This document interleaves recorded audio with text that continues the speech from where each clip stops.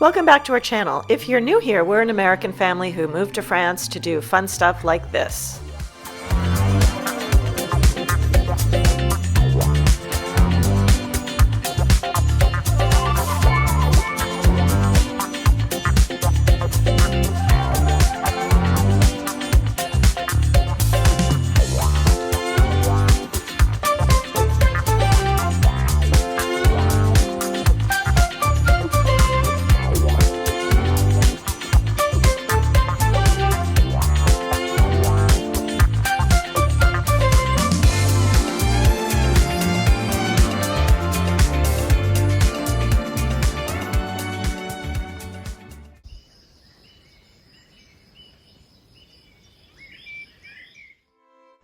Last week we told you about a gray cat we spotted on our cat cam. It looked badly injured and we made several attempts to trap it so we could get it to the vet for treatment. Put a blanket on top. We didn't want to drape it over because the mechanism could get tangled when it steps on it. So the idea is that the cat steps on the little thing here and then to reach the food, and then the door will shut. But yesterday it managed to avoid stepping on the trap, so we placed the food a little farther back.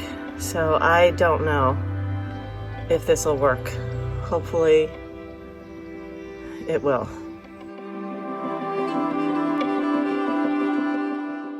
Okay, so I think we have the cat.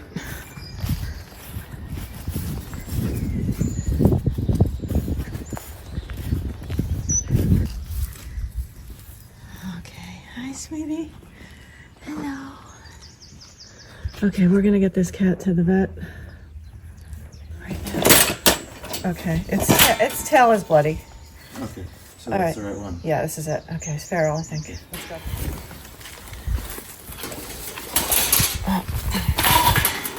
Running down. What? It's running down.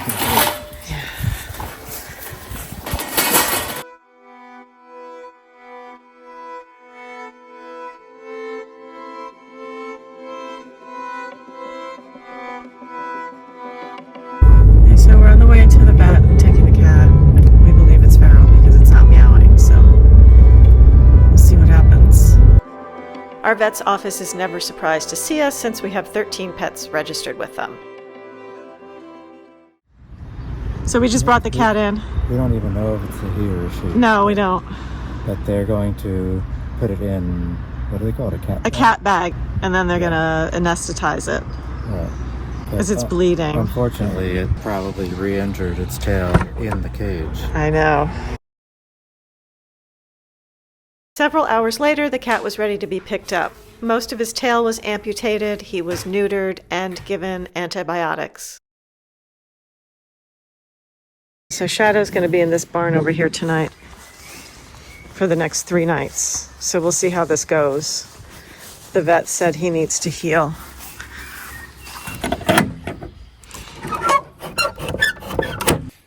Okay, so we've set up this little area for him. Okay, so here he is. This is little Shadow. We're going to try to get him in there. Hopefully he'll be able to rest tonight.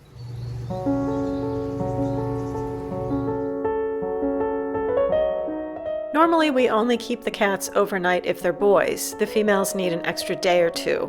But we kept Shadow for 3 nights so we could keep an eye on his sutures. I would check on him 3 times a day, giving him food, clean water, and putting pee pads down, since his litter box use was hit or miss.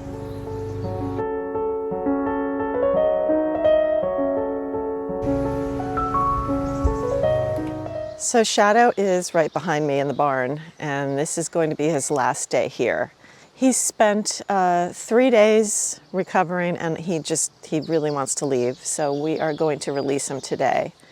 He was a really good house guest. He used the litter box, which was fantastic. He's really scared. Oftentimes when a cat is frightened, they can appear aggressive, but it's just a defense mechanism. He sort of hissed a little bit when I would change his litter box and feed him, but pretty much stayed in the back corner of the crate. I'm going to be sad to say goodbye, but I'm confident that he'll come back and eat and hopefully stay with us for a while. It's time to say goodbye to Chateau.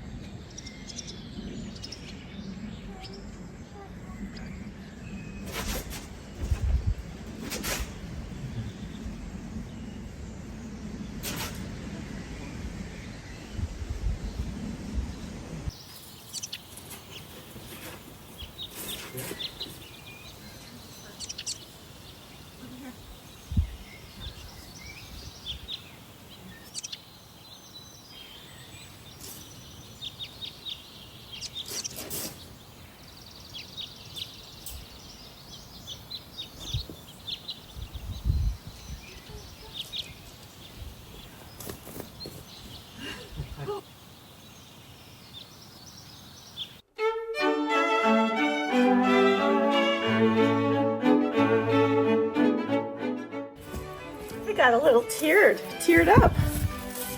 So cute. We wanted to say a big thank you to all of you who have donated to our feral cat fund. We were able to purchase a trap, wildlife cameras, provide food for them, and most importantly, get these cats spayed and neutered.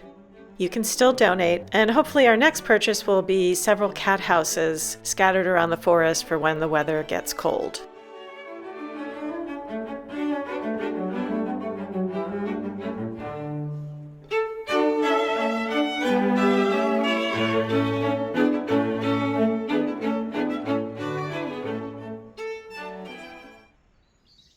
I'm sure you can relate to starting a project and then you just take a look at it and think, oh, I really don't feel like doing that right now. This was one of those projects. Now really, how hard is it to dig a few holes and plant some boxwoods? Well, apparently too hard for either of us. It took us 4 weeks to get them into the ground.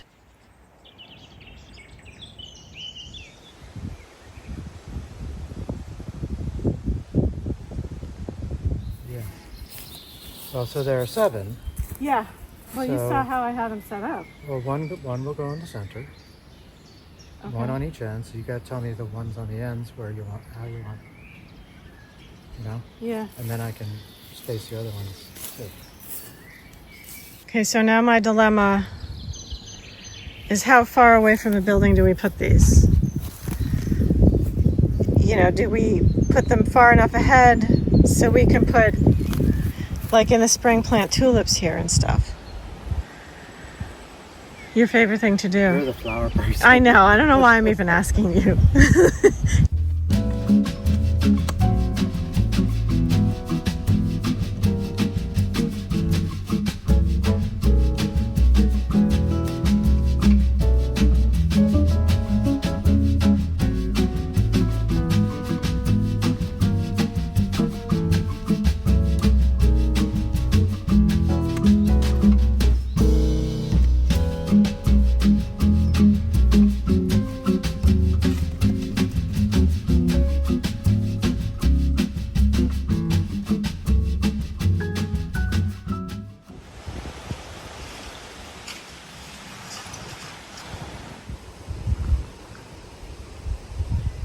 Well, Lincoln's complaining about the placement of the boxwoods, but he's the one that dug the holes.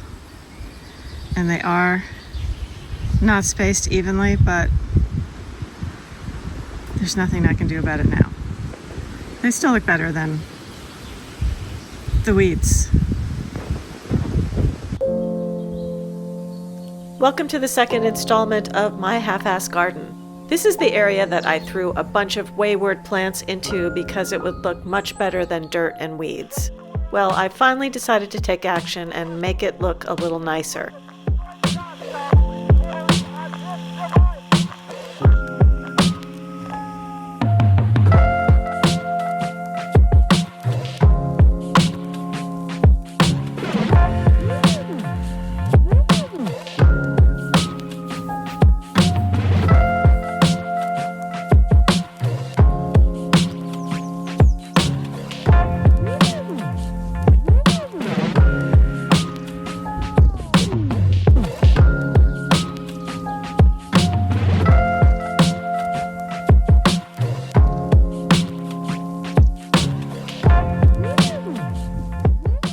Okay, so I think this is a slight improvement from the before. This took me about half a day. I know you're saying half a day, really? Well, yeah. There were a lot of weeds. Oh no, it's a weed. I missed a weed. Look. Gosh, I hate that when they grow in between. Oh, that drives me nuts. Okay. All right, does that look better now?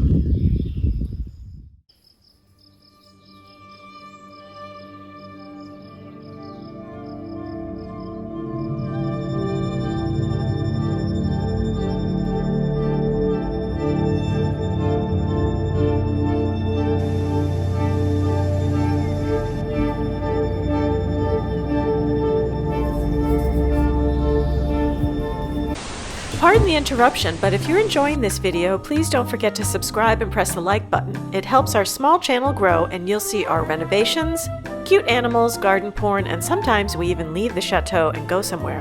Now back to the video.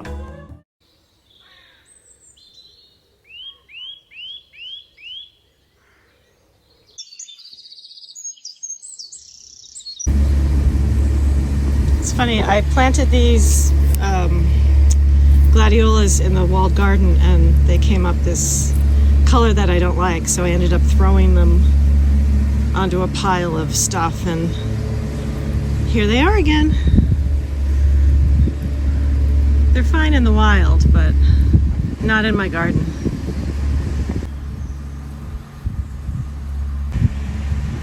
And I wish you could smell these roses. They are just absolutely beautiful. So the wisteria is sort of growing around this rose, this climbing rose. And I need to somehow get to it. But before I can do that, I need to stack all this wood.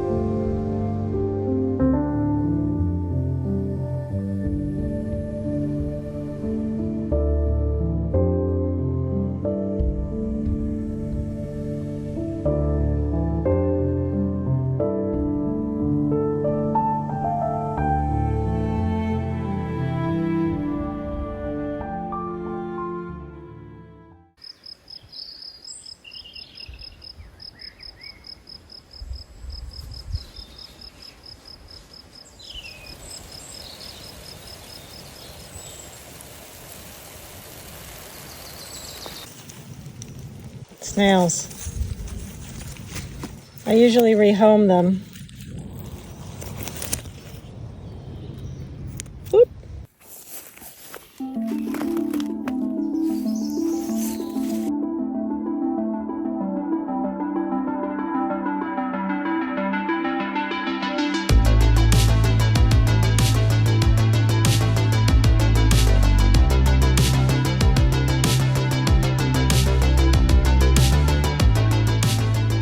So this will be for breakfast in the morning. This is just me going out for maybe 10 minutes and searching. These are just the sweetest strawberries. They're so good. But you can see a lot of them at the tops have been eaten by these little, they're really tiny slugs, and they sort of eat up there.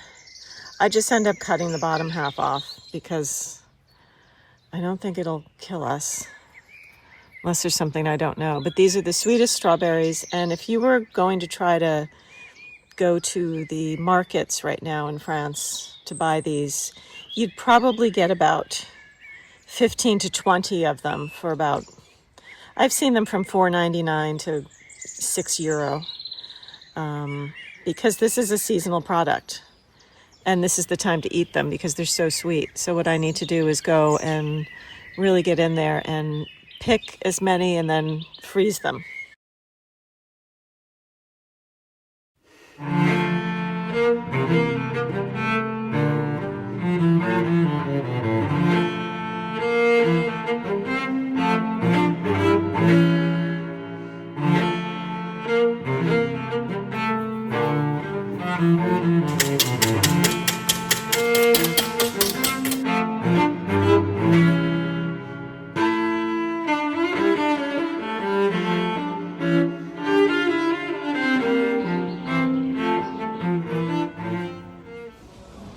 We stopped at a couple of brocantes that we've had good luck with in the past. I was looking for anything interesting we could use in the cottage, and in the next few weeks I'll be redoing our oldest daughter's bedroom, and I only have a 2-week window to get it finished. So I found a pot, and this is incredibly heavy. It's beautiful. It needs to be retinned. But wow, this is substantial compared to a pot like this, which is just lightweight and you can kind of toss it around. It's dented. These are hard to find, and this is priced at $40, so I'm gonna get this.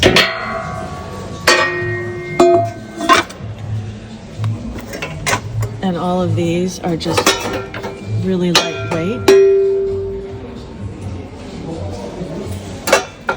So I don't even bother purchasing copper pots like this. This is what you want. So I've also decided to get this really nice jam pot. But this is so sturdy.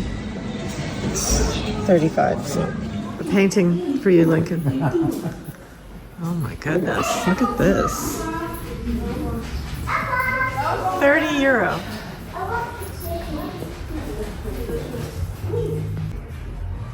So we have struck out today furniture-wise, but I scored some pots.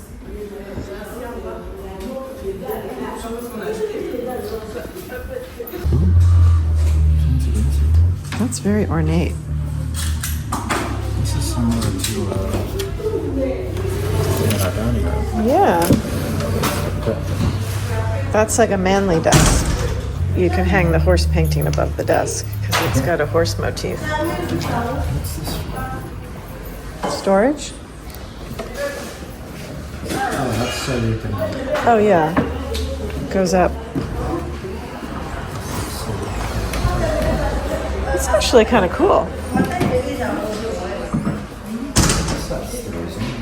Yeah. You can keep your nachos in there. So I was really happy to find these little weck jars with the lids. And weck jars are made in Germany. These didn't come with the little gaskets. Normally they have an orange gasket with clips on each side, but that's fine. These look like they had tuna in them.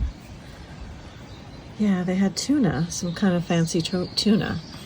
But I bought these for the cottage to put spices in. And I use these on a regular basis for storage. You know, I have various sizes of these all the way up to large sizes. Since we don't use plastic to store anything, we just use glass. So this costs €5. And this will be great in our cottage for all the spices.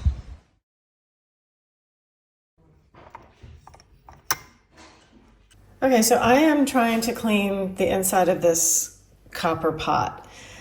The recommended way to clean tin is to fill this pot with water, add a good amount of baking soda, and then bring it to a boil and let it set, and that usually gets all the gunk off. But since I have this crappy induction stove, copper won't work on it, so I'm just trying the baking soda paste method. The problem with tin is that it's really soft, so you don't want to use something super abrasive. Otherwise, you'll scrape off all the tin. I mean, most likely you won't, but so I'm just trying to figure out if this is old food or residue on here, or if the tin is shot. I don't want to rub too hard. I can already see a difference in this spot here. It looks like it's lightening up. So I might have to do this a bunch of times, and I'm not using the abrasive side of the sponge, I'm using the soft side.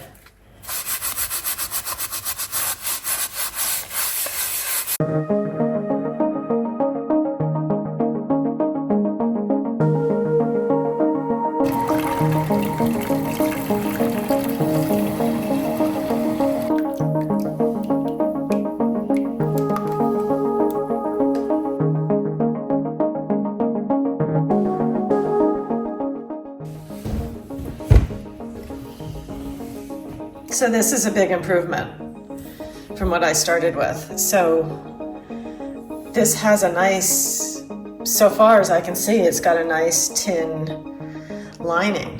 If only I could heat it up, but I just guess I will continue this process with the paste and a light touch and a lot of hot water. What I have determined is that this pot needs to be retinned, definitely, because I don't know if you can see on camera, but in this area, you can see the copper coming through, and on the side as well, in this area. I'm not going to bother to continue to clean it, since I know that, number one, I'm not going to be using it for a while since I don't have a stove to use, and number two, they'll just retin it for me. But I think I would like to try to clean up the outside and see how that looks. Okay, my hands are all shriveled up now, so I'm gonna stop, but it looks a lot nicer. There's still some muckety muck in here. I'm done for today, but it shined up nicely, and I have to go source someone who could retin this for me. I'm not sure how much that's going to cost, but it can't be too much. So I think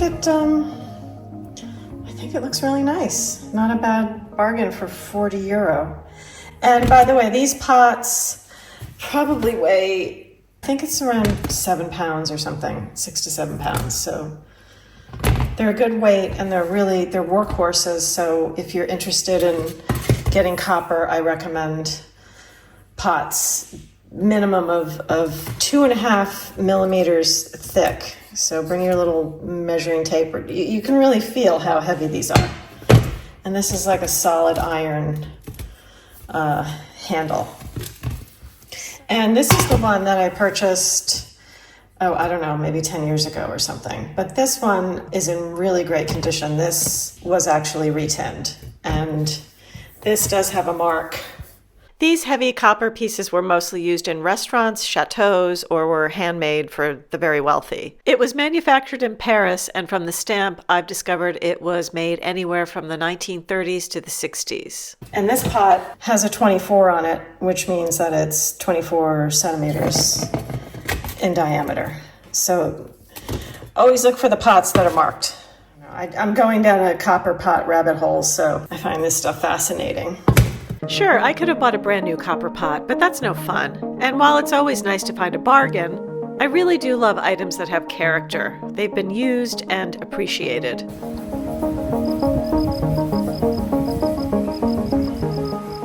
Thanks for watching. If you've enjoyed this video, don't forget to subscribe, and if you have something to say, leave us a comment.